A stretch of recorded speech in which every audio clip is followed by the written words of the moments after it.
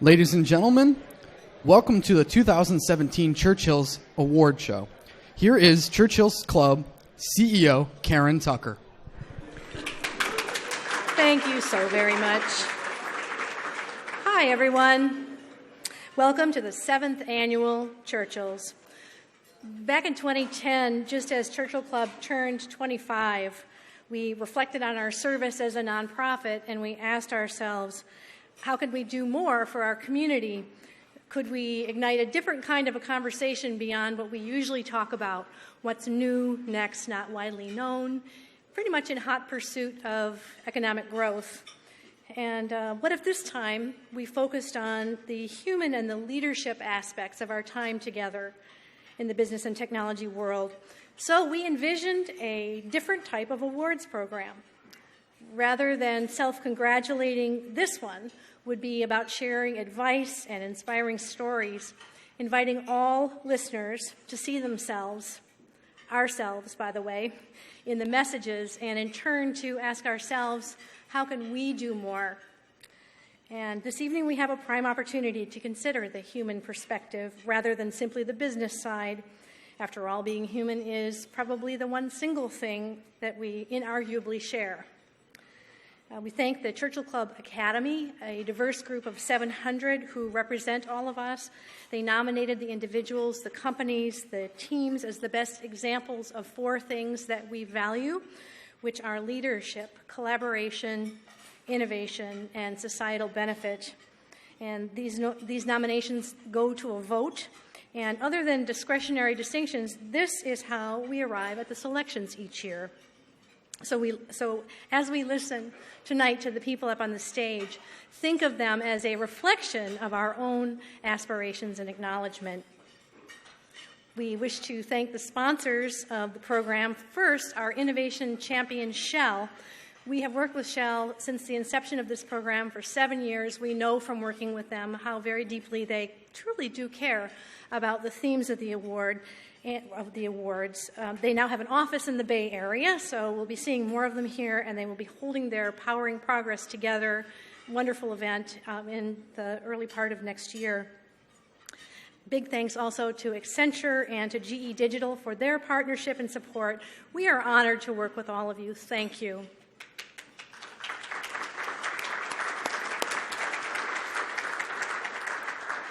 And I have to tell you, there is no more devoted and hardworking group than the Churchill Club board and staff and volunteers. Without you, we would not be here. Simple as that. And finally, the artwork that you'll see tonight was created by Churchill Club artist-in-residence Pamela Davis Kivelson.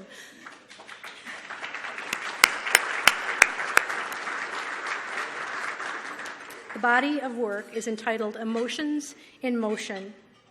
In these works, Pam and her team of volunteers, who are known as the Drawing Orchestra, use technology, curiosity, drive, and phenomenal talent to reveal unconscious gestures and subtle expressions that we feel, but we do not often see them.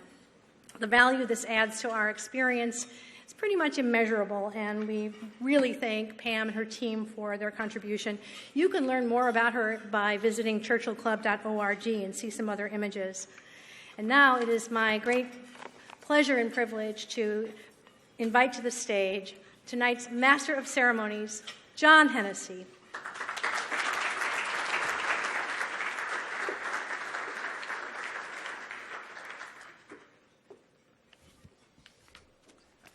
Thank you, Karen. Well, welcome, everyone. For the last few years, I've come to believe that the biggest problem facing our world is a shortage of great leadership. Yes, we have tough challenges: climate change, nuclear proliferation, civil and ethnic unrest. But we have some understanding of those problems. We even have some solutions. Electric vehicles, for example. But to put those solutions to work, we need great leadership. We need leaders who can work with one another around the world. And the absence of leadership in challenging times has negative consequences for the long term. Consider our 16th president. By the way, the first Republican president. He signed the Homestead Act that gave settlers 160 acres in the West. He signed the Morrill Act, which created our great public land-grant universities. And he signed the Pacific Railroad Act, which created the Transcontinental Railroad. Where would we be in California had the Transcontinental Railroad not been built?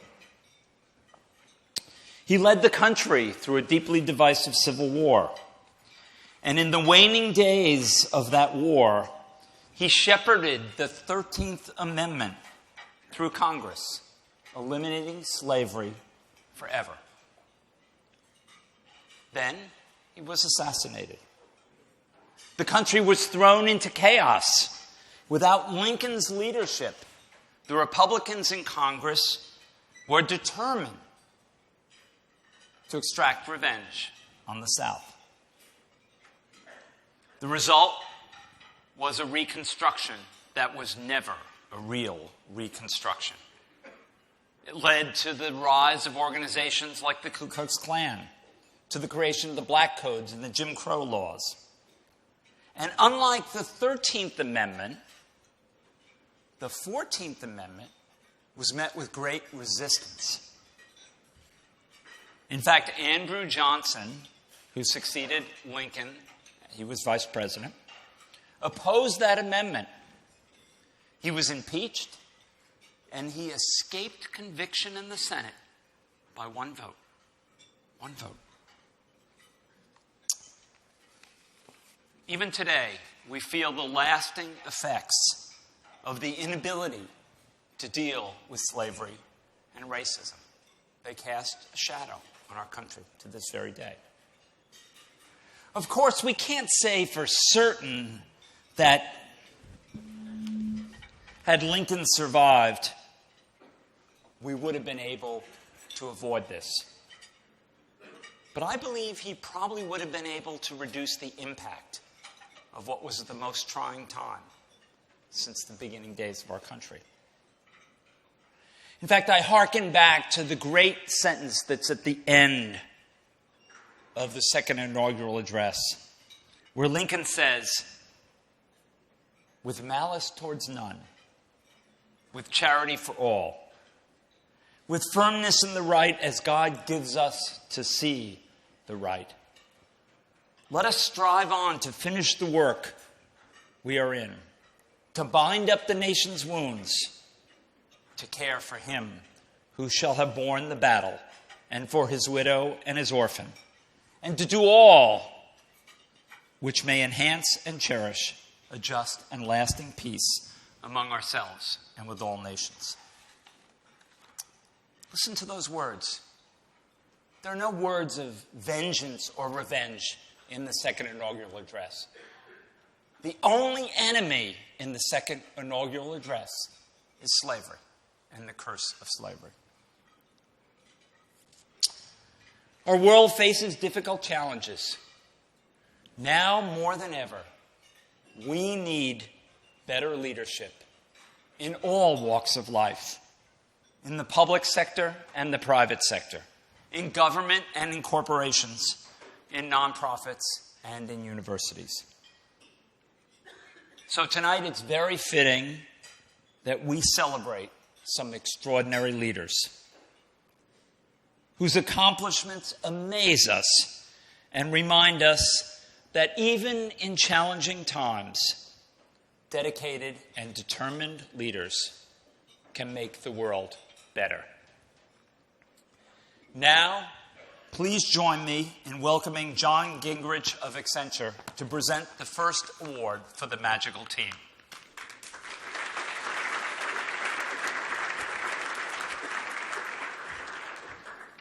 Thank you, John. Hello, and what an honor to be with you all to present the Magical Team Award. Understanding and respecting the power of collaboration and teamwork is embedded in our culture, so this award truly speaks to us, and very happy to be part of the presentation. In any organization, every so often, a team or division comes together to exceed already lofty expectations and takes the world by storm.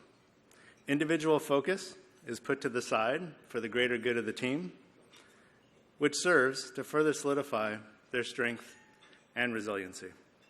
This team rose to the challenge, and they absolutely nailed it. Accenture continues to have the honor to work with this organization, and I have witnessed firsthand the power of their strength in numbers approach, which helped create this magical team.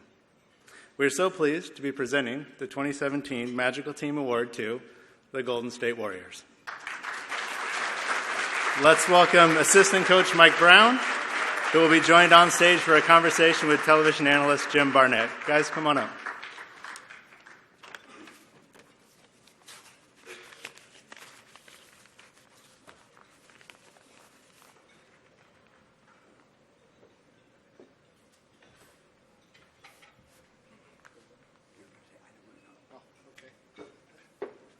Congratulations. Thank you very much. Congratulations. Jim, come on up. We're going to take a picture. We're going to take a photo of it, huh? Okay.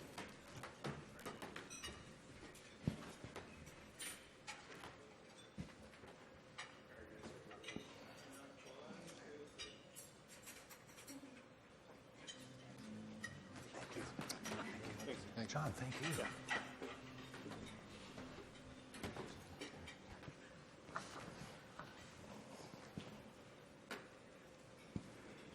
Good evening. I never made it to the ESPYs, I never made it to the Emmys, but I've made it to the Churchills. And Pretty good. it's pretty exciting. Didn't know much about it ahead of time, but did a little homework here, and Mike and I are certainly glad to be here representing the Golden State Warriors. And I think it was very appropriate. I'm listening to all the adjectives that describe our team, the nouns, and that does fit us to a T. They're a very special team. Over the last 3 years, in 2014-15, they had a record of 67-15, won the NBA championship. The next year, they set an NBA all-time record for regular season, 73-9. I don't think that'll ever be broken. Unfortunately, they didn't win the championship that year. Then they came back last year, which was Mike's first year as coming to the Warriors as an associate head coach. And once again, 67-15, won the NBA championship, and in the process, swept the first three opponents in the playoffs, and then beat Cleveland in the finals 4-1. So that's a 16-1 record. That's an all-time best in playoff history as well.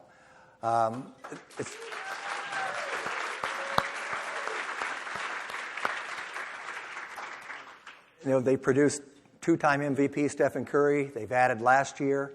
And we can see it. We'll talk with Mike how that integrates, bringing in a former MVP and Kevin Durant. They had 4 All-Stars this year. Steve Kerr's been Coach of the Year. Our Bob Myers, our General Manager, Executive of the Year once again this year. It just goes on and on and on. So now I'm going to ask Mike how this all transpires and how do you keep it going. My first question, though, Mike, is do you always eat your dessert before the entree? You saw that. Well, I knew we were going to come up here. I wasn't quite sure the order, so I figured, Okay. Why not eat the best part of dinner before I got up on stage? So it was just an aberration. No. Anyway. It happens every once in a while. Okay. The Magical Team Award, I think that kind of says it all and captures the essence of the Golden State Warriors. You came on this last year. I've been around a long time with them. I think they're unique. I've been around the NBA since 1966. Was there anything that surprised you about this team put together in the coaching staff and the way they run the operation that you didn't know before? I've been with a lot of teams, a lot of different organizations, and some successful, some not. Some successful, maybe not record-wise, but as an organization they were. And another one that comes to light is the San Antonio Spurs. I was with them for 3 years and part of a championship team in 2003.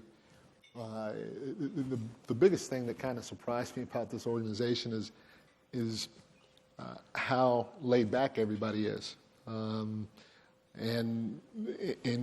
when you talk about truly being in a family environment, which a lot of companies, a lot of organizations talk about, there are a lot of different definitions. This organization is about as close to being a family as any that I've been a part of. And because they're truly, in my opinion, a family, that's where the laid-backness comes in. You can be yourself. You don't have to put on a front that you're working harder than the next guy just to keep your job or to get a raise or because that's what you're supposed to do. Everybody knows what their job is. Everybody does their job. Nobody's looking over your shoulder. But while you're doing your job, you have fun with one another. Yeah. And we, from the top on down to the bottom, we truly, honestly have fun with one another. And one more thing that was different for me when I joined the organization is they told me that I knew where the practice facility was. It was down in the coach's locker room, which is down where the players' locker room is, and the gym and all that. And one of the video guys was like, "Coach, I'm going to take you up to your office." I said, "Okay, my office is upstairs." I had never been upstairs. And I said, "Okay, I'll follow you." And we go up the stairs, and we walk. Once we get to the top of the stairs, we walk into this huge open room, and literally everybody's in there, from marketing to community relations to so on and so forth.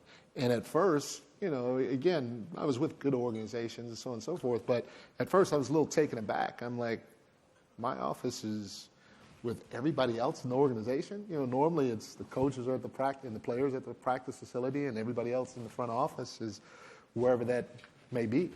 And I was a little skeptical at first, didn't know how it was going to work. And Jim, I love it. It's not just is it a family atmosphere amongst our team, the players, the coaches, the training staff, and all that, but literally everybody else. I mean, I enjoy going to practice.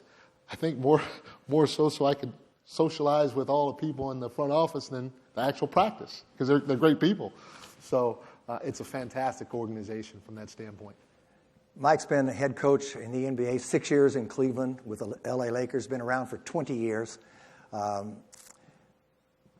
it's interesting, when he got hired, I just remember I was there at the press conference, and Steve Kerr, he wasn't talking about X's and O's and how much expertise that he has and how he can relate to the players himself or whatever, but he was saying he wanted him on the staff primarily because of relationships.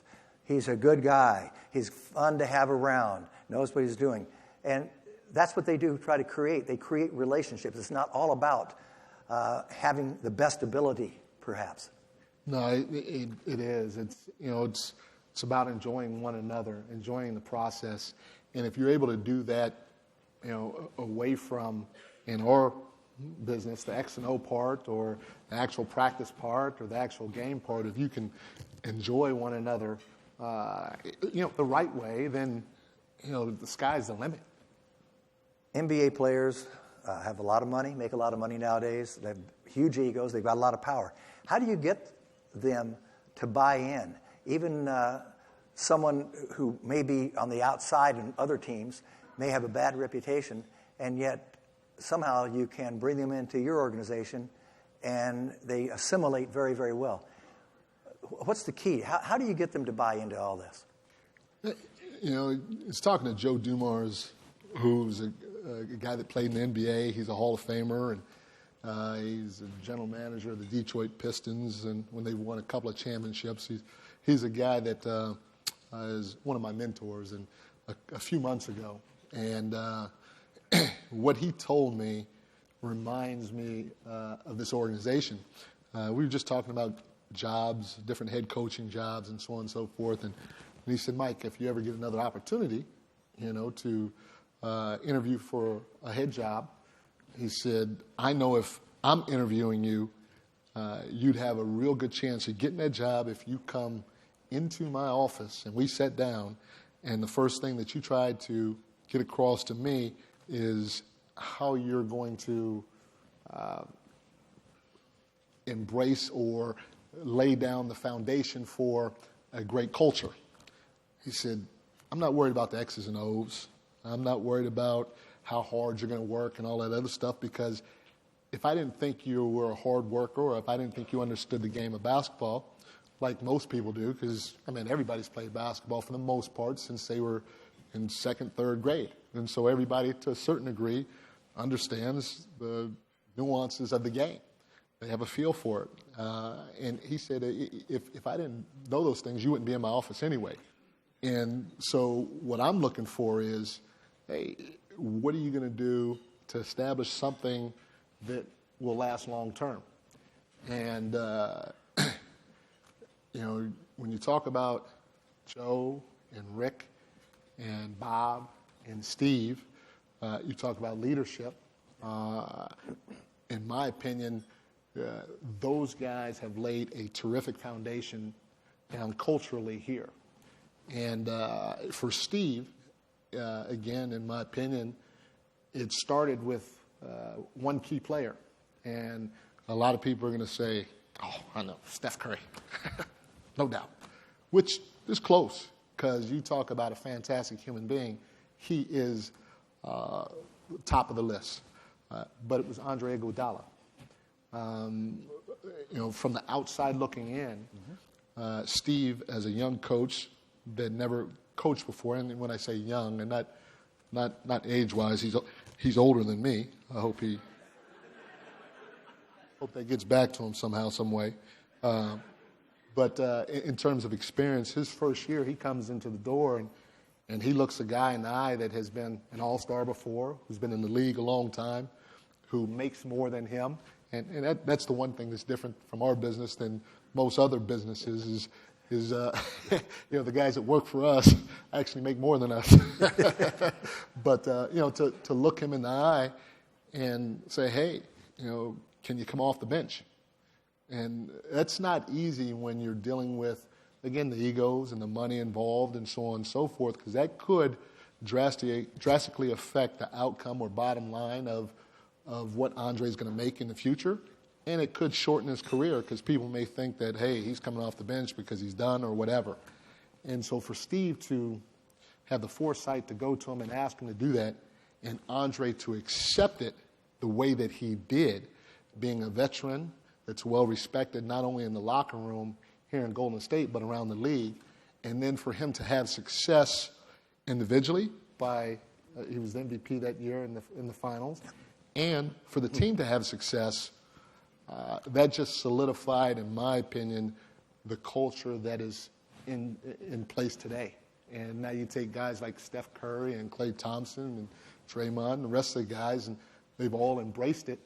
And it's hard to go away from it because everybody works so hard at making sure that that's right. I'm convinced that it does start with Steve Kerr. You've got the talent, yes, and everyone has to have talent to win. But his leadership qualities, I think a great leader hires people, empowers them. And the evidence for that is 2 years ago, with the back problem that he had and all the pain, he missed the first 43 games of the season. And Luke Walton, who'd never coached before, was an assistant coach, took over, and they were 39-4 under Luke Walton. What is it that you've noticed about Steve Kerr, his leadership abilities, and what makes him unique? Because I've often said this. First of all, I'll tell you this. I've never met a finer man. And that includes Bob Myers. These are fine men. I'm proud and fortunate to be a part of that organization in the small part that I am. But I've often said, I used to say about Steve Kerr that he could be the governor of California, and now I'm convinced he could be the president, but that's another story. So what is it? You said that. Yeah, I said it. What is it about Steve that is so special? His ability to communicate amazes me. Yeah, no doubt. I'm going to throw his name in the mix one more time, but going through the years of being in the NBA and working for San Antonio, I worked for a guy named Greg Popovich, Pop, in my opinion, he's the best of all time. Now, I wasn't around when Red Auerbach was around and so on and so forth. So in my opinion, it's Pop. And the one thing that when people ask me, why do you think he's the greatest coach of all time? My answer is short and simple. He's the best people manager that I've ever been around. And, I coached Steve actually in San Antonio, so I had a relationship with Steve over the years. And, and now working for him the first time or being around him in this capacity was a special year for me because he is a fantastic human being. And now to work for him throughout the course of the year, you get to know him in a different light. And, I can't sit up here and say that Steve is the best X and O coach out there. He's good, but is he the best? I don't know.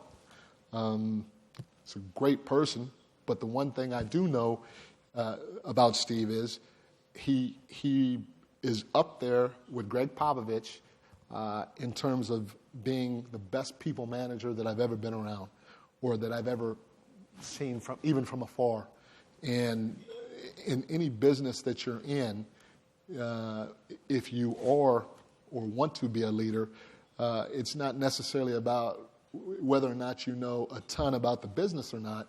In my opinion, in today's world, you have to be able to manage people and their individual spirits or personalities. And Steve does that phenomenally, exceptionally well. And part of that is his communication skills. His communication skills are off the charts. I mean, I've been coaching for a long time, and every single time that he addressed the team this year, again, I'm speaking for myself, I was locked in. And I was locked in not just listening to the message, but I was locked in to see how he delivered the message and how long the message was and what were his different points and, whether or not, he had certain body languages during certain points and so on and so forth. And I learned a lot from him as an experienced veteran coach, just watching him communicate with our group. And, part of that, we were talking a little bit about this on the ride down, is he has an emotional intelligence that,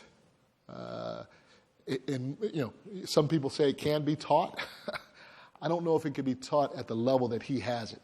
He just has, he has a feel for each individual person in that locker room that is off the charts. And he knows how to take what he feels from each person because, you have 15 different players and they make X amount of dollars. And so that's 15 different personalities that you have to kind of get to buy into the message all at once the same way. And he's able to do that based on his emotional intelligence that he has and the feel that he has for the group as a whole and for each individual person in that room, which is remarkable. So you cultivate that culture, and that's why you can bring people in like Kevin Durant and assimilate them right into the whole system, and then everybody buys into that. We have a little less than a minute. And you mentioned Stephen Curry. He is very special. Can you tell us not what he does? We know what he does on the court. We know how he can shoot like nobody else in the NBA and probably the history of the league. But his leadership, how he does that, and how do the players look to him for his special kind of leadership? Steph is a quiet leader. He'll maybe every once in a while speak up and say something. Our most vocal guy is... Oh, my gosh, these guys know us. Steve's still working on emotional intelligence on that.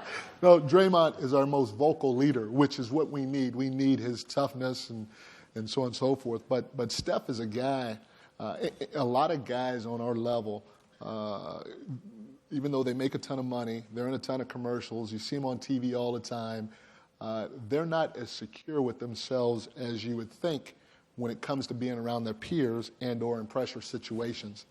And Steph is a guy, in my opinion, that is so confident in himself that he probably has the most confidence in himself than almost any other player that I've been around. And our guys feed off of that. And when they feed off of it, it gives the rest of our guys confidence and reassuredness and a calmness that, again, it's hard to be taught. So he's somebody that, from the outside looking in, you see him making a lot of threes and making all these big plays. But in pressure situations, when it's on the line or anytime Steve's getting on him or anything like that, he's a guy that accepts anything and everything graciously because he's so sure and confident of himself. And that's a unique attribute that not many people truly have. Thank you, Mike. Thanks for sharing. And I think that's our time. Thank you for making the Golden State Warriors, our team, the most magical team. And I think for over the next few years, I don't know who the other competition is, they probably could win the award again. That's what I'm expecting. Well,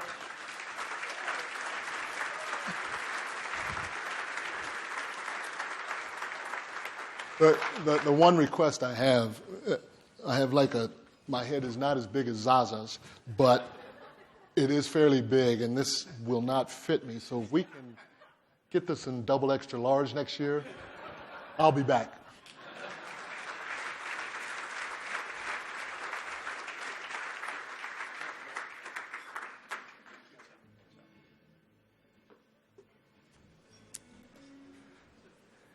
Now, please join me in welcoming John Welsh of Accenture, who will present the award for Game Changer.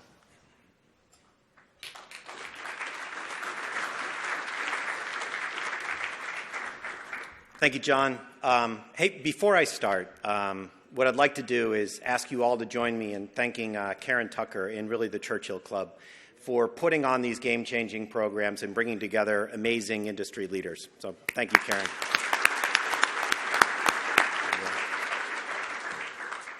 As everyone in this room knows, not all companies are created equal.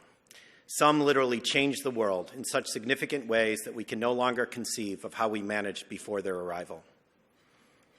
This year's Game Changer lives up to their mission statement, to be the Earth's most customer-centric company, to build a place where people can come to find and discover anything they may want to buy online. But I think we all know they're more than that. For any of you that have read the annual report of this company, you'll know that they're the epitome of a day one organization. Their shareholder letters are required reading for every company in business. This company has literally transformed every industry they've entered, from retail to publishing to entertainment to cloud computing to consumer devices and most recently grocery or soon-to-be grocery.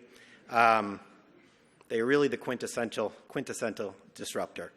And they continue to set the bar, keeping every one of us in every industry on our toes.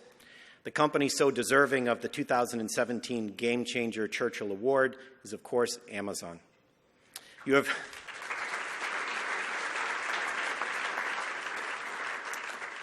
forever changed the way our world works and lives, and indeed, there's no going back. At Accenture, we're very proud to be your partner, and may you never enter professional services. So with that, please welcome 17-year veteran Tom Taylor, Senior Vice President, Amazon Alexa, to accept on behalf of Amazon. And joining him on stage will be John Seely Brown, well-known technology pioneer, legend, chief of Confusion. He can explain that when he's up here. An Amazon board member. They'll be having a conversation here on stage. Congratulations, guys. Come on up.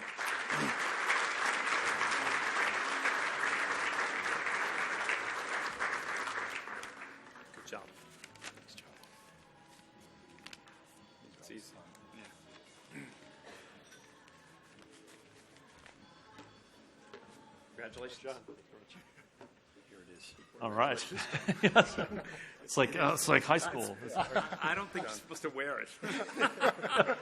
It doesn't fit in your pocket either. Go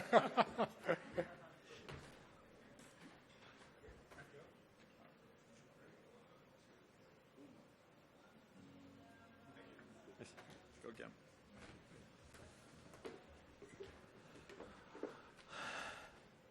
Sorry, I'm an engineer. I need to take the pen out of my pocket. I just realized.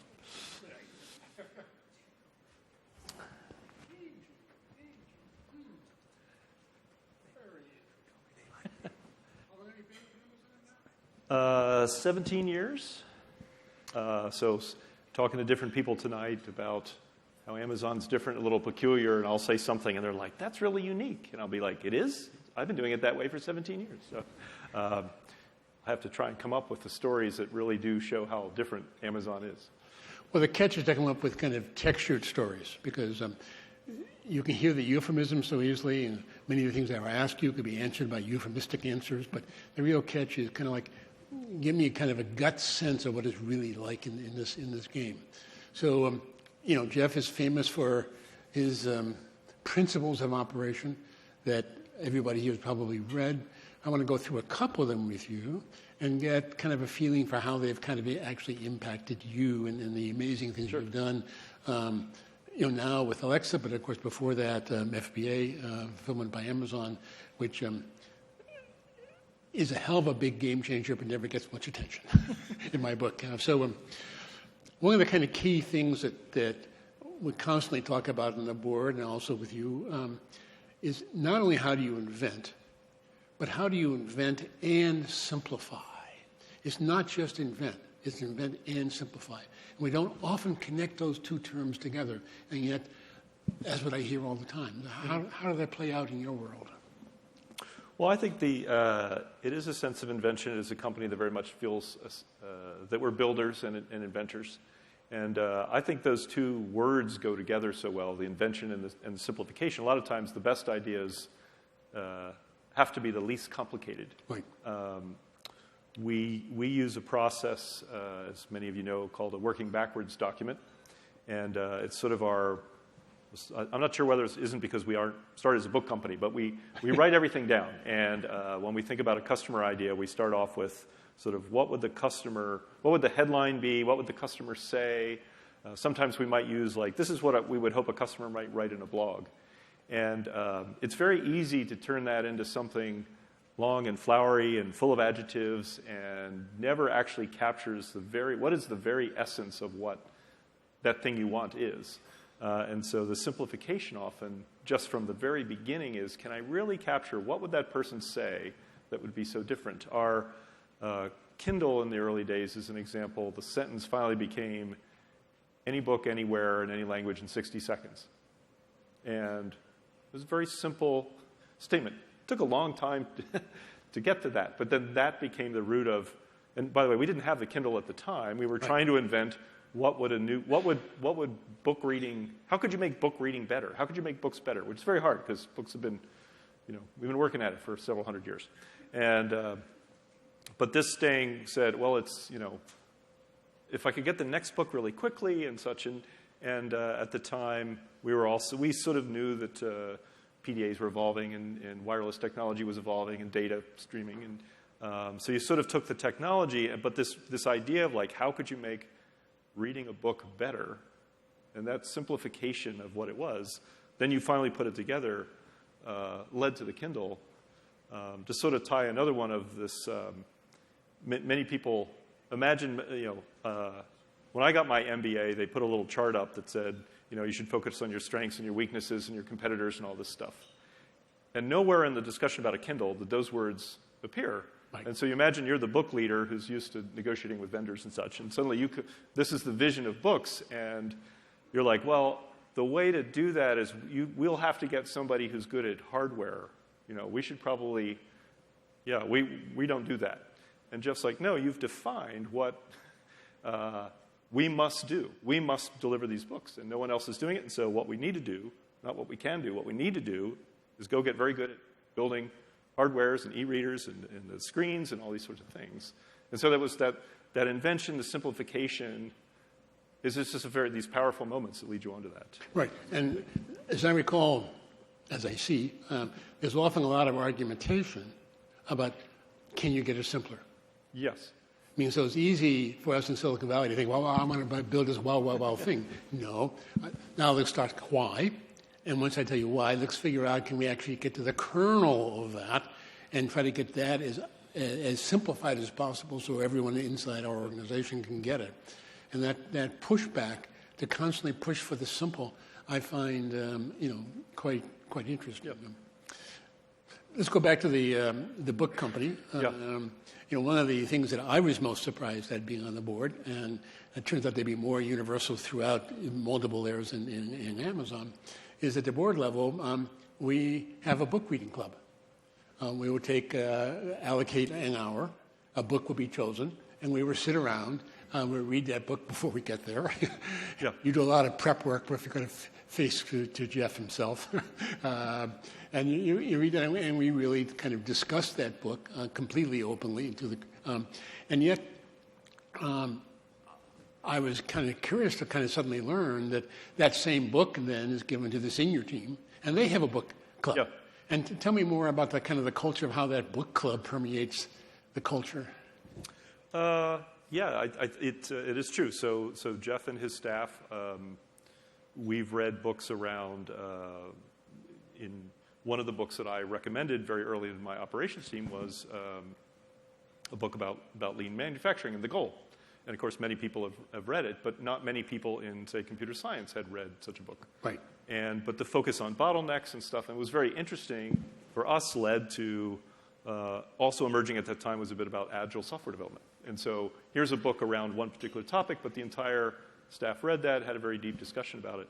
But we've had those discussions around organizational design. One of the things that Amazon does is we believe that while it's a very large company, it should be organized like a startup. And so every team we call it a 2-pizza team, should be a group of people that would eat about 2 pizzas in the evening. Pick your size, but let's just say 10 people. And so that 10 people should do whatever they need to do to solve their particular task. But that idea came out of reading a book around organic growth and biology. And the mitosis, and when the group starts to get a little big, you need to split it in half, and it needs to turn into 2 groups of 10.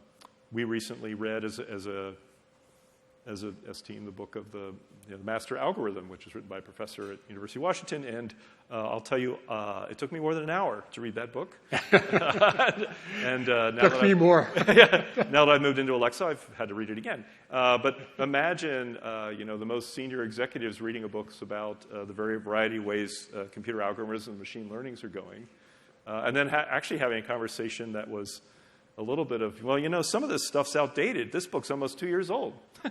And I think that's very interesting that the leadership team of a large company is capable of being sort of needing to be on the forefront of when one of these things are going on.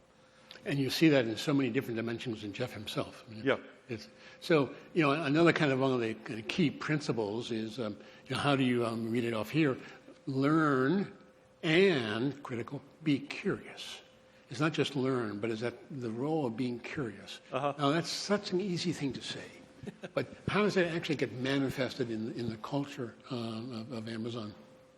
Well, I think you sort of have to hire people that are curious. It's actually one of the things that's very easy to inspect for during an interview process. And, have you ever thought about a different way to drive to work? You have a natural curiosity around solving problems. And it's a good mindset. As an interesting example, we were trying, as a company gets bigger, you try to figure out, well, how do I really stay in touch with what's going on in the company? And this started in our fulfillment centers where, how do I know that I have good morale? This is a classic thing. Well, you do a morale survey every year. But Amazon's like, that doesn't scale. It's not real time. By the time you find out a problem, it's, the problem happened a year ago. And so we put in a single question that a person, as an employee comes in, and it happens for all of us now. The computer turns on. It has one question. Did your boss make you laugh today? Or, how many times did your boss make you laugh? And one of the things it does, it makes you curious, like, well, I don't know, am I supposed to? Sort of reinforce. But anyway, one of the questions was, how do you stay in touch with your customer? And the answers were, I don't. I talk to the sales team. I look at my weekly business deck. I listen to we use the phrase anecdote, the customer who writes an email and says, hey, Alexa did this weird thing today. And again, this is machine learning scientists behind it come back with the data. And this particular question was very interesting because we had just rolled it out to the vice president's company, which is kind of a small group of, not as many as you might think. And I'm like, well, you're never going to get statistical significance on 100, 200. And it came back and says, it turns out if you looked at people who had been here a long time, they had a different answer than the people who are new to the company. And this is interesting because then you realize, many times, even senior people coming into the company have learned a different approach. And the answer here was, if you were newer to the company, your answer was, I look at the weekly business review. I look at the averages, I have customer satisfaction stats and all these things. And if you're a long time to the company, your answer was, I listened to the anecdote. I took the email that customer wrote me, or wrote Jeff, and Jeff sent it on, and I went, well, that's weird. And I contacted someone else, or I called customer service, or I really dug down, and this is also part of our dive deep culture and things. But as a fantastic example of this was, we were always getting emails that said, my package didn't show up on time. By the way, that was the whole reason we started FBA. But anyway, customers said, my package didn't come up on time.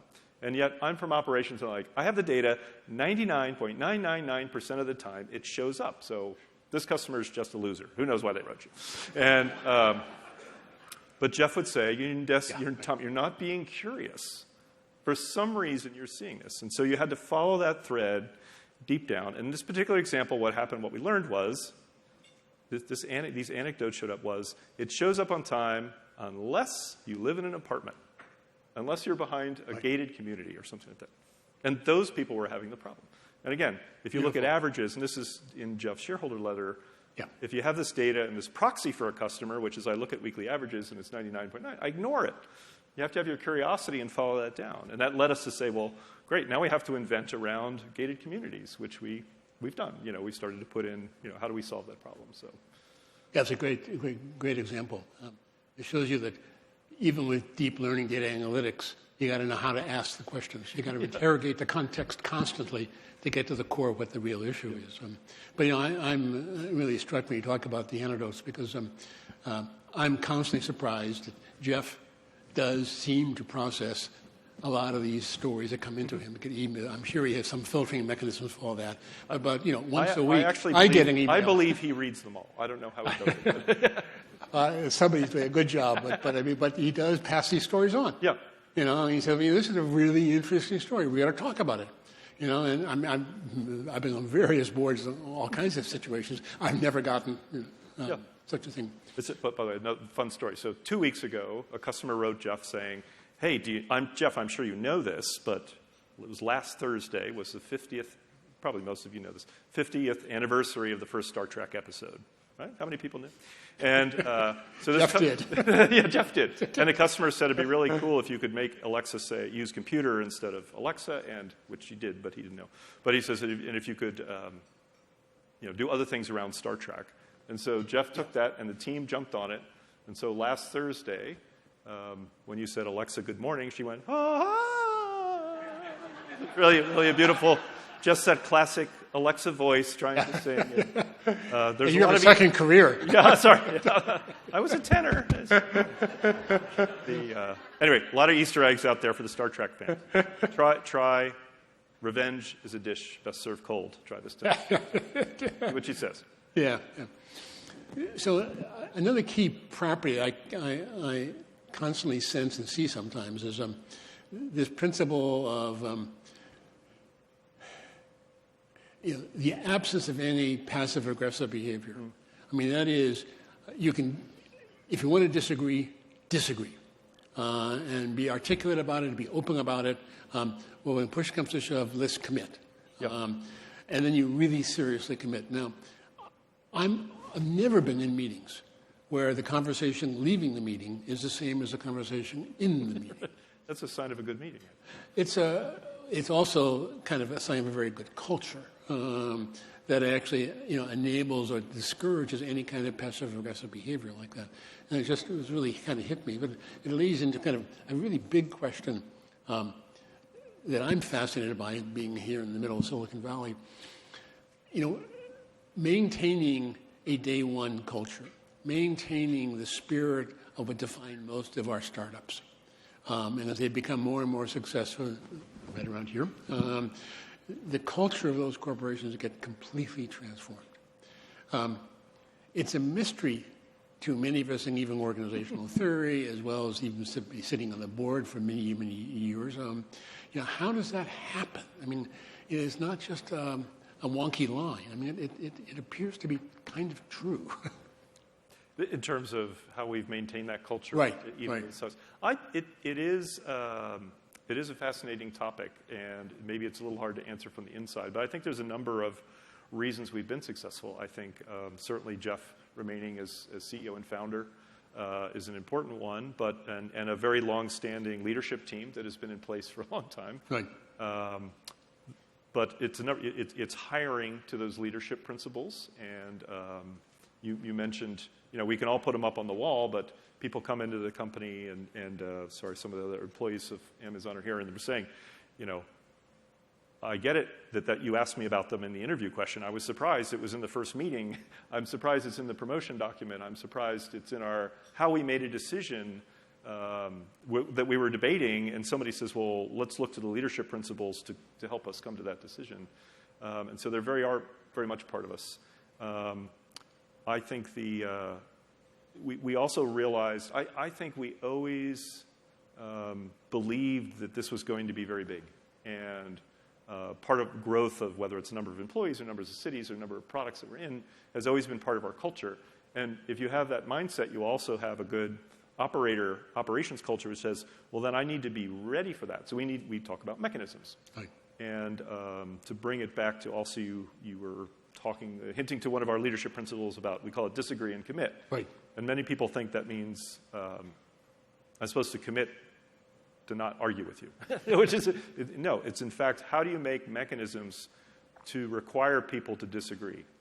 And so while we write that press release, we want to take the strongest advocate for the idea, or perhaps the most knowledgeable, to also write, well, what would the negative press release be? Right. And enforce it's a mechanism to force people to debate. We don't like to come into meetings with one recommendation that everybody is sort of social cohesion, through 10 levels of meetings has gotten to that. We always want to have meetings that have multiple options so we can sort of debate and then say, well, how did we choose that, and can we write those tenets down? And so I think the choice of the people that we hire, the reinforcement to the leadership principles in a variety of ways, I think these mechanisms that we have, back even to these small pizza teams or single-threaded teams that, that team needs to act independently like a startup, go fast, speed matters. We have, again, if you read Jeff's letter, talks about one-way doors and two-way doors and escalator. All these elements are there constantly, and then we reinforce them through these mechanisms, and it's fantastic. I can go to any office anywhere in the world, and even though countries may have slightly different cultural norms, I know when I walk in, this is an Amazon office by people talking about the leadership people, how people are making decisions, how fast people are moving. I know it's an Amazon location. Yeah, that's a fantastic thing to have achieved. I mean, it's so easy again to think everybody is that way, but you never see it. So that's so. What has surprised you the most during your times at Amazon? Oh gosh, I am delighted the fact that I've had a chance to I've had a chance to build a business from there's 5 people in an office with a whiteboard and turn that into a multi-billion-dollar business, and to see that in so many groups, to feel that. I worked at a little automotive company called General Motors, and we certainly never had that feeling. So I think the sense of empowerment, the fact young or old, regardless of experience, it's just been fascinating. And for me now, recently moving into Alexa, a very new space, sort of conversational artificial intelligence, very forefront technology, and how people are embracing it. Maybe that's one of the newest things that is surprising me. I think it's interesting, but the fact that people are interacting with voice in very different ways and very powerfully has just been fascinating fun for me. And going back to kind of the notion of keeping it simple is the ability to have, far-field voice recognition, so you don't always have to hold it up like this. Yeah. That simple idea, which is technically mammothly complicated, as you know, and I know, completely transforms a whole new form of interface. Yeah. And it's kind of I was really kind of struck when I saw the notion to keep it simple, how pushing for that has forced us to kind of really think radically new thoughts about how to do this game that will transform ubiquitous computing in all kinds of other ways. Right. This is well said. So, okay. So I think we're out of time. This is, I got to say that,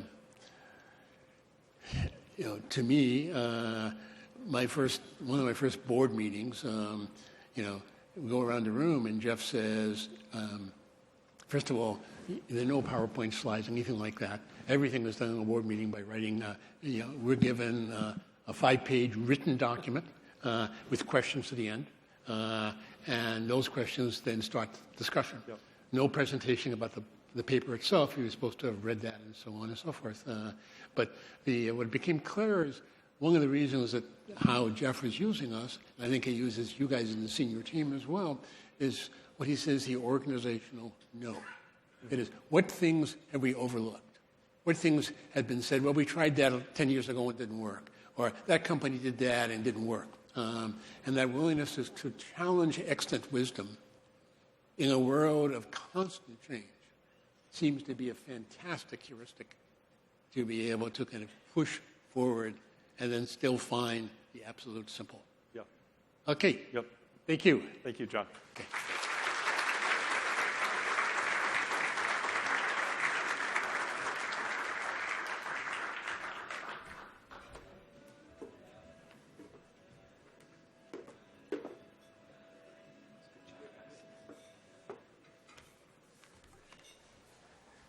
Now, join me in welcoming Catherine Thomason of Shell to introduce our Special Distinction Award this year for Community Benefactor. Catherine.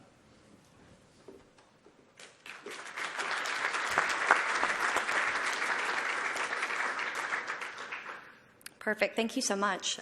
John Walsh stole my thunder because I, too, was going to recognize Karen and Marcia and Sarah and the whole Churchill Club. So instead, I will say we're very pleased to be the innovation sponsor, and I encourage you all to think about ways you can partner with and support the Churchill Club, and I promise you won't be disappointed, but you can't have our innovation sponsorship. So thanks. I'm also honored to be here tonight to present the 2017 Community Benefactor Award. This discretionary distinction is for creating positive personal impact on a community in need.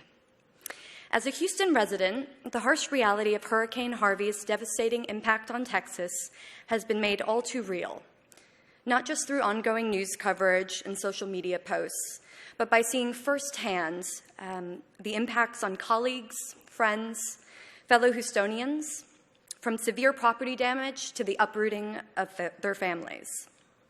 It is relentless and emotionally exhausting to see and hear, and even more difficult to comprehend just how we are going to overcome a crisis of such magnitude.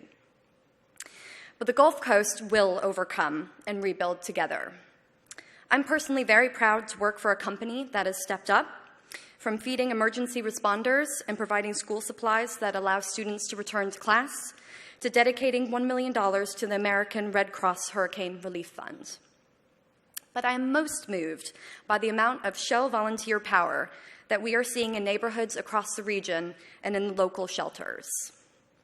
It is equally moving to see help and support from outside Houston and the state of Texas, people who are contributing their resources and their expertise to support the rescue and recovery efforts, people like this year's honoree. This year's Community Benefactor worked tirelessly to develop a real-time mapping application to assist with the coordination of rescue and relief efforts in Houston during Hurricane Harvey. This and a related rescue application resulted in over 28,000 uses of the map by victims in need or by rescue groups and volunteers. At last count, over 5,500 people were subsequently rescued. Jessica, we are honored to present you with the 2017 Community Benefactor Churchill Award. Thanks for stepping up. Please join me in welcoming Jessica Decker of Fulcrum Community, who will be joined on stage by Roy Ng, President and COO of Mapbox. Thank you.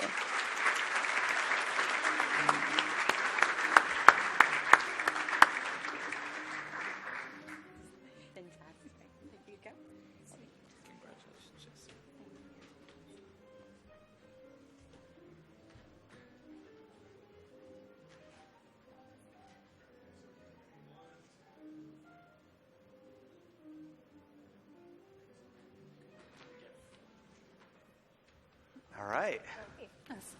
Jessica, so a little bit more than 3 weeks ago, you woke up in the morning and decided you wanted to build a rescue map.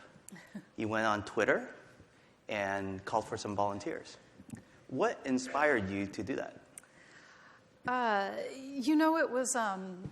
It was really an interesting thing, Roy. I have a background in data and science visualization and have some mapping skill and have been part of some community citizen science projects involving participatory mapping, things like this in the past.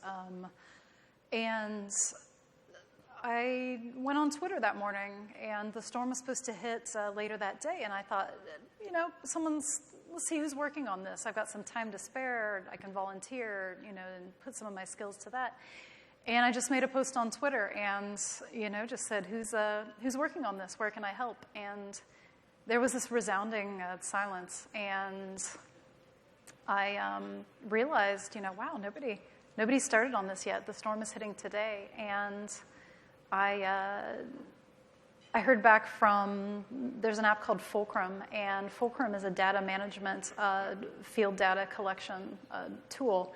Fulcrum had just launched a program called Fulcrum Community, and what that is they will requisition a platform and an account for any humanitarian effort doing field mapping for disaster relief, damage assessment, things like that. And Fulcrum reached out and they said, we would love to give you a platform and the tools if you just want to take this and run with it. And so I did and began building our resource map. How do you think technology, obviously coming from a company that provides technologies such as mapping solutions, how do you think new technologies have enabled you, individual kind of software developers, to actually create new and innovative solutions and just come up with things like a rescue map? It was really amazing and inspiring to see how literally within an hour of putting the call out and just saying, I think this thing needs to exist. Who's working on it? Let's put together a team. The tools, the volunteers, the resources, everything became available within the hour. And that was extraordinary to see, and something that might not have been available even 5-10 years ago on the scale that it is now. And the scale up of that and the speed at which we were able to have a current and updated map that was shelters, medical aid locations, food distribution, things like that, to have those things live and updated and available to people to use who were in Houston and trying to make decisions about their evacuation and what was available to them and things like that. It was available extraordinarily fast, and none of that would have been possible without some of these tools that have been developed for this type of thing, and for individuals really in any sort of situation. Anybody in the public can use these, which is what's great about it. And once the mapping solution was developed or up to speed, there's obviously that people dimension. Tell us a little bit about your experience with the volunteers that are now starting to be aware of the map and some of the things that you saw that was a success, or some impediments that you saw as you were continuing to build out the solution. The volunteer aspect of it was really one of the most interesting parts, because I write code, I build tools, I'm a front-end developer, and sometimes you build these things and they work in a bubble or they work in a best case scenario. And when you launch these things into the public, or maybe somebody who just wants to help that has an hour, maybe somebody who just, is in their armchair or they're watching TV, a lot of times we would get people who'd say, wow, I can't send money, or I don't really have, but there are people who felt really helpless just watching these things on TV happen and watching the damage and wanting something that they could do, and to be able to give them a fairly clean onboarding and a set of instructions and say, just go to this address, send your email, you'll get instructions. And then they were able to just start dropping pins on this map and really helping and really contributing. And people just loved that, and people loved being a part of it, and people were very grateful to be a part of it. And the management and scaling up of those volunteers, we didn't have SOP, we didn't have protocol. This wasn't something that got worked on for like weeks ahead of time. It was within the afternoon. We were just starting to teach people how to use the tool and getting them comfortable with it. And the tools made that really extraordinarily easy because of the way that we built them. Got it. And was there some sort of enablement involved in terms of getting the tools in the hands of all the volunteers? Did you have to teach them how to put those pins and other things onto the map? We started a Slack channel, and we had a generous donation of our account from Slack. They also showed up and helped us with that. And what we would do is we just let people know if they were interested. They could come to our Slack channel, and we would start to talk to them about what they wanted to do, how much time they had, what their level of technical expertise was, and what they felt comfortable with. And it was different for a lot of people. We got other coders. We got other people that worked in GIS. We got people that had used Fulcrum or Tableau or some of these other tools. And then we also got people that, they were just like, I can send an email. I can scrape Twitter. I can look for updates on if this shelter is closed or not, or, what's going on. So there really was a place for everybody. Let's see. And as a front-end developer, how did you get involved in mapping? I know you had some personal interests even before this project. I was really interested in, a lot of my background is things like maybe other developers here might know.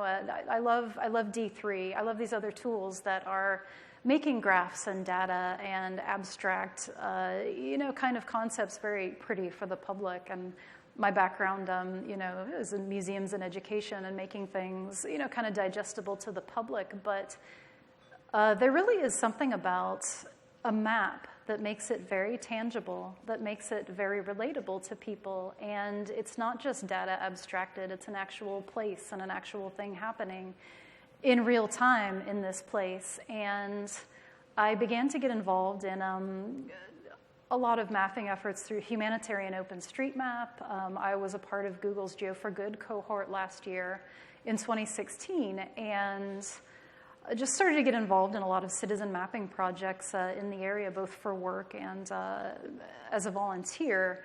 I worked for the California Academy of Sciences for a number of years, and we had the iNaturalist app, which was you just take your phone outside and you find out about birds and other species and things, that are in your area, and again grew to be a very large crowdsourcing effort in this way. So I had been a part of all these projects in some way, and I felt like learned quite a few things participating in other ways with these other projects that we definitely did apply to the Harvey map. And as you think about kind of crowdsourcing, right? Crowdsourcing projects such as this. What are some advice that you may have for others who may want to take a lead and do a project like this one? I would say, there's a lot that you're not going to know, and especially with rapid scale efforts like this, disaster management, storms, other things like this that might be, you might not have the lead time, and you might not have time to prototype, and you might not have time to go through best practices and things like that, but really, you just kind of jump in, and the thing really sort of drives itself. And people do self-organize in a way that was really extraordinary to see. And I think that you need to moderate. I think that you need to delegate, definitely. I hand-mapped the first 200 sites on the map before we started to get more volunteers. And you can't do it all alone. And even if you built it and understand it forwards and backwards, you cannot do it alone. It's a group effort. And so learning to delegate very quickly for training others to train others became important very quickly. And I think understanding that even when it moves quickly, you can still just kind of let the thing go and put the tools in people's hands and give them what they need to succeed with it. We all have very busy lives, obviously, and you took the time out to actually do this, and did an outreach via Twitter, and really got a lot of volunteers involved and had massive impact. What would your advice be? All of us have very busy schedules, and obviously we see things that are happening in the world. Would love to kind of have you maybe share your inspiration for how you just woke up and decided that this was going to be a project you're going to take on, because it's not a trivial task. It really is one of those things that, and I genuinely and truly woke up Friday morning thinking, I'll just donate a couple hours, I'll just do what I can with my time. And had I known it was going to turn into this giant thing that was going to take up, day and night for 2 weeks and, things like that, I never imagined. But that same conviction was still there to say, you know what, I'll just show up and I'll do what I can. And at the moment, I thought do what I can would mean a couple hours. And what that turned into was, once we got the backing and the thing really just started to roll, do what I can turned into, quite a longer thing. But, the bottom line being everybody has something they can do, and everybody has some part that they can pitch in with these kind of projects. And you don't have to be, a genius coder or, really tech savvy or even done anything like this before. You can just show up, and there are more and more projects like this all the time. Fantastic. Well, Jessica, thank you very much, obviously, for your personal leadership here and making such a tremendous impact. It all started with one person, and your idea obviously spread throughout the region and really spurred other projects that have ultimately, benefited thousands of people. Thank you very much. You're welcome.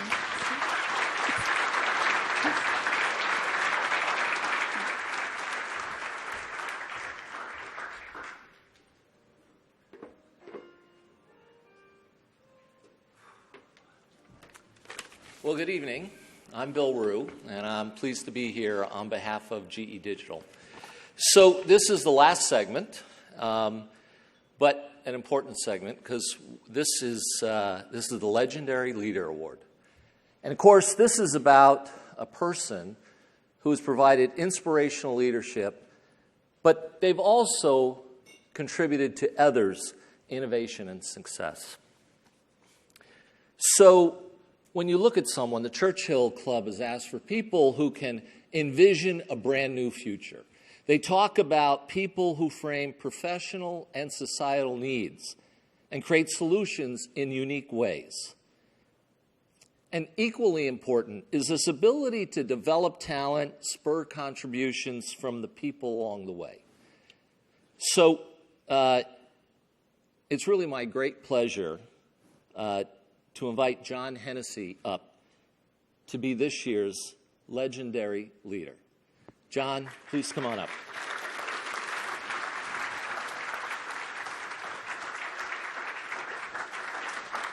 Thanks, Bill. Congratulations. Thank you. Here's your bowler hat. Yeah. So.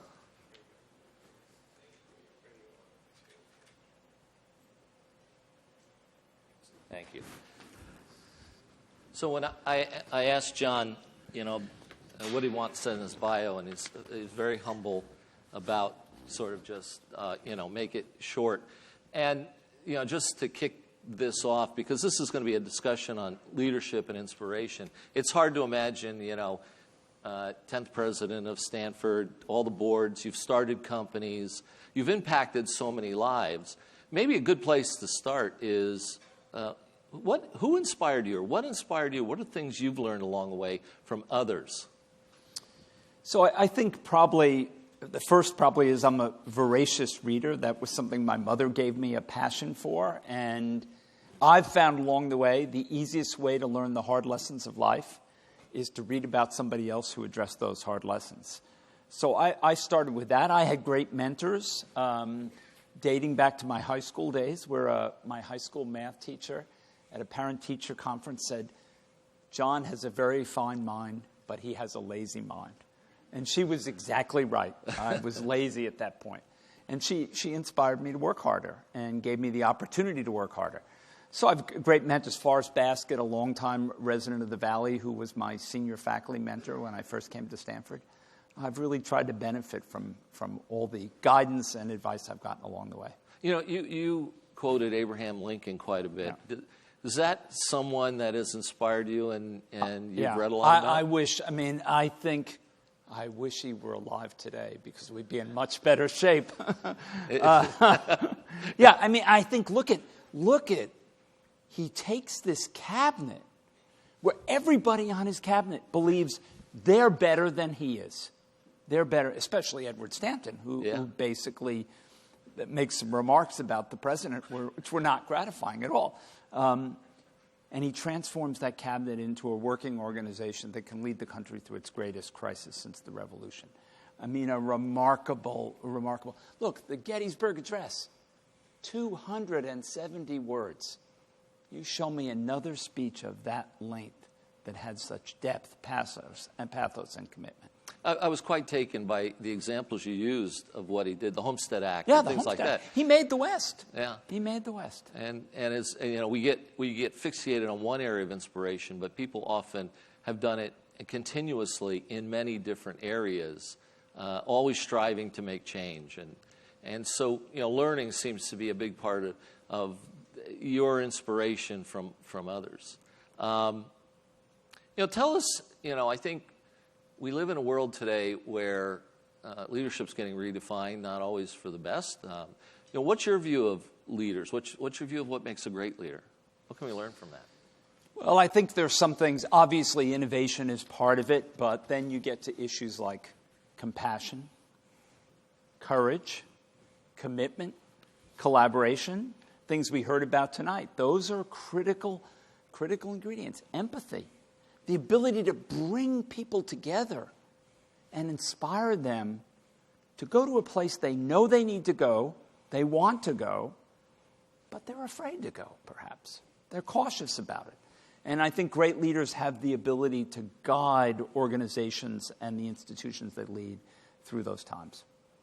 And, you're on these great boards these days. How do you imagine, members of the board, what is their really responsibility, and how do you think about inspiring the leader of that company? What's the relationship you got to have? It's a good question, because I think there are two parts of being a board member.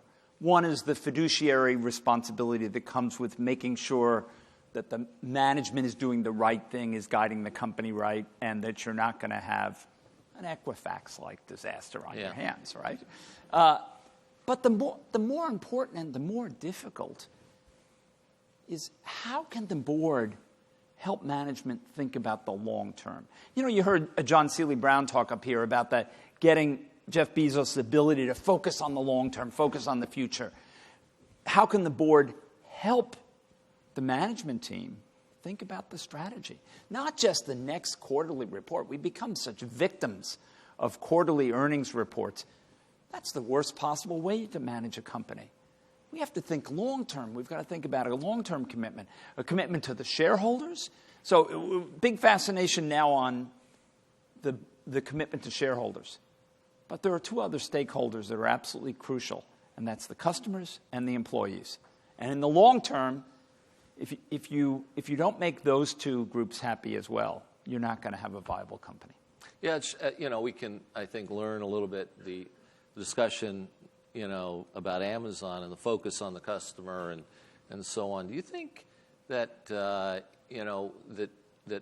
the idea can you ever over-focus on the customer? I don't know if you can. I think I think of a famous quote that Steve Jobs once said, where he said, "I don't ask the customers what the next product should look like because they don't know." There's a certain element to inventing the future that probably requires you to look beyond the horizon that a customer might have. And so you want to build that product that amazes the customer when they see it, even though they've never thought about it. Yeah, I think that's true. And I just think about the Kindle. There were other products that were like that, but they never achieved that kind of success. So there's something about you have to both at the same time lead your customers and figure out where they want to go to, skate to where the puck's going to be, if you will. And timing. Timing is crucial. In the technology business, timing is crucial, right? There were other PDAs before the iPhone, but the technology perhaps wasn't all right there. It wasn't cost-effective yet. And I think that's something that's a constant theme. Being in the right place at the right time does make a difference. So what innovations that you've had and been involved with are you most proud about? Certainly rethinking, when I was a researcher, rethinking how computer architecture would look in the future, I think, which was something we just started as a brainstorming exercise, given that technology was moving along, single-chip microprocessors were going to be dominant. Rethink how we design computers. I think the other things I've tried to emphasize in thinking about the future of the university is the really big problems we face in the world are not going to be solved by one great scholar working with 3 graduate students in isolation. They're going to be solved by collaborations across those, whether it's climate change, peace and security, nuclear proliferation, healthcare. These are big issues, tough problems. Thinking about how to restructure the university so that it can bring together its skills from different venues, from different disciplines, and put them together. I think that's something I put a lot of emphasis on, and we've begun to get real traction on. You know, one of the things always strikes me about the very best leaders is they always embrace their failures, and they the best leaders, they'll admit they never were successful at everything. Lincoln's a great example. They embrace the failure and get better as they go. You know, challenges you've had and how you went through those, and in those dark days, what do you do? Well, so we had an interesting discussion with the city of New York many years ago about building a campus in New York City. It didn't work out in the end. We couldn't get on the same page. We failed to convince them that some of the core principles we had that were key to making it happen were acceptable. And they failed to convince us that they understood how universities work. So we didn't get quite on the same page. We invested a lot of energy and a lot of money. I had a vision that it was time for universities to think about being in more than one physical place, that you didn't have to confine yourself to one physical place, which all the great universities of the world have essentially done to date. And we were willing to try something radically new, but we just couldn't get there in all the pieces. I don't regret that we tried it. I think it was a noble effort. It was an interesting experiment, and it would have been great if it worked out. On the other hand, I'm glad I'm in California. Did something else come out of it? A lot of times we see when people find that failure occurs, you know, when one door closes, a window opens. Did something come out of it? Did you go someplace else? One thing that did come out of it was a big growth in investment in online learning, because we realized that if we were going to have a campus in New York and a campus in California, and we were going to have students taking courses crosswise from both places, that we were going to have to invest in that technology. So that's something we began to ramp up when the first MOOCs occurred. I think it's an ongoing experiment. It's an ongoing lesson. Human learning, the one thing we've discovered is human learning is a lot more complicated than simply programming a computer to treat every single person as the same. So it's but I think it's an ongoing critical area and something we need to continue to invest in. Did all your faculty say, "This is great, I'm so glad we're doing it"? Well, I had to coach some along, of course. You know, you can't, when you try something that's radical, everybody doesn't jump on board. And you as a leader need to understand, what are their concerns? What are they worried about? So the big thing that my faculty were worried about at Stanford, if we did something in New York, was we would have a B campus. And there would be faculty at the B campus, and then there would be the core campus, and all the great people would be at the core campus. And they didn't want to have a second-tier faculty. So we had to think about ways to bridge that gap and say that's not going to be the case. We're going to have one computer science department, and it's going to have 50 faculty here, and it's going to have 10 faculty back east. It was a radically different view of how to organize the university. You're often called the godfather of Silicon Valley. I'm not old enough to be the godfather of Silicon Valley. That's great. But so you've seen a lot of leadership. You've seen a lot of startups.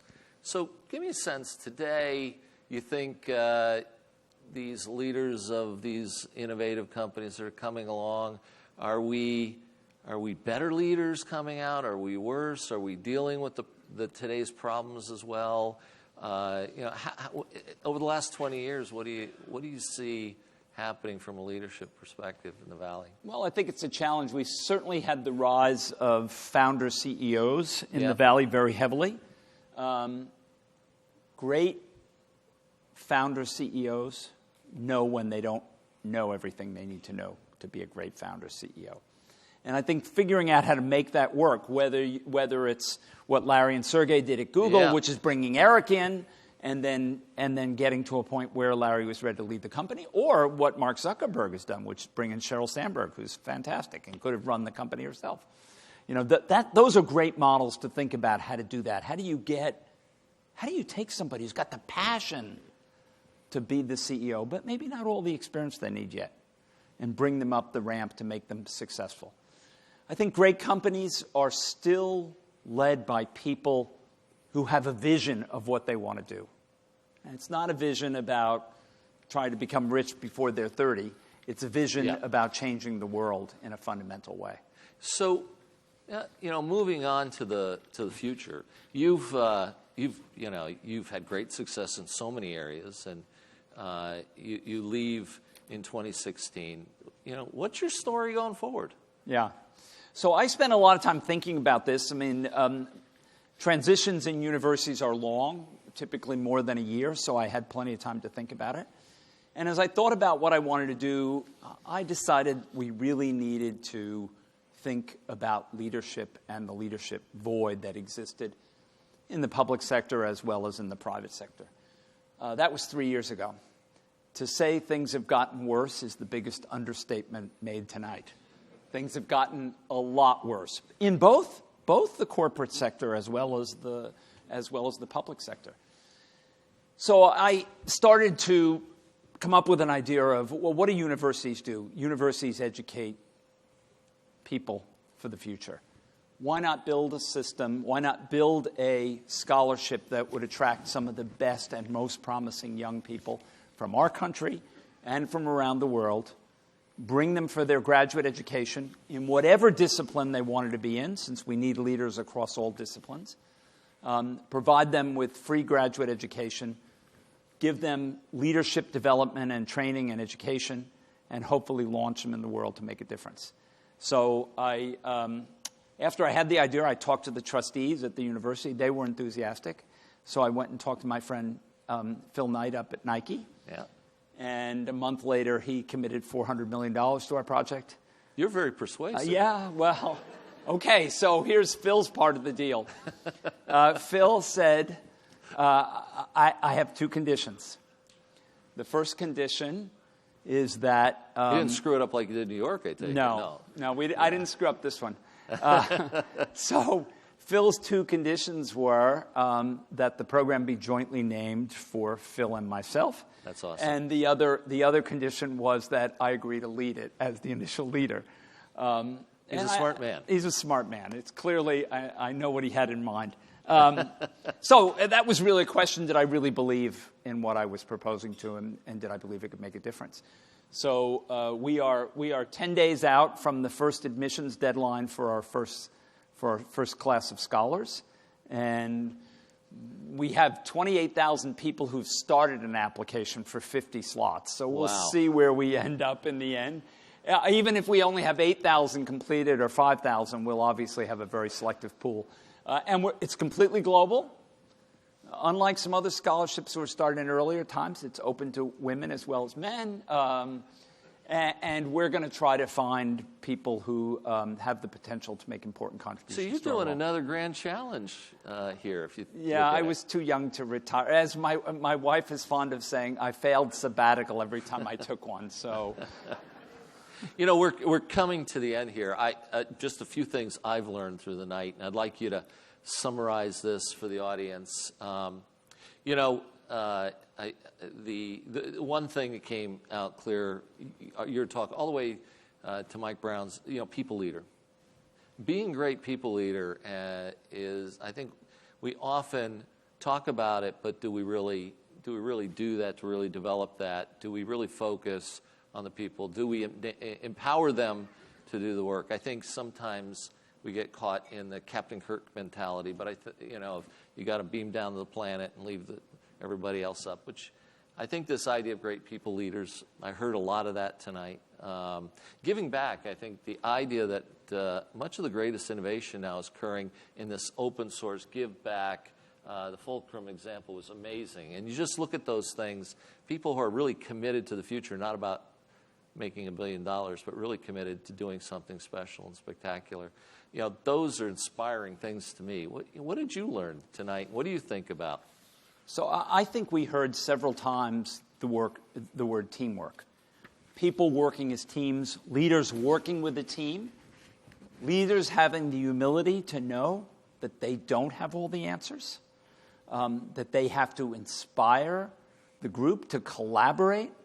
I think we also heard about empathy. I think empathy is an important characteristic in really good leaders, whether it's dealing with a disaster or empathy to understand your customer base or how your employees are thinking.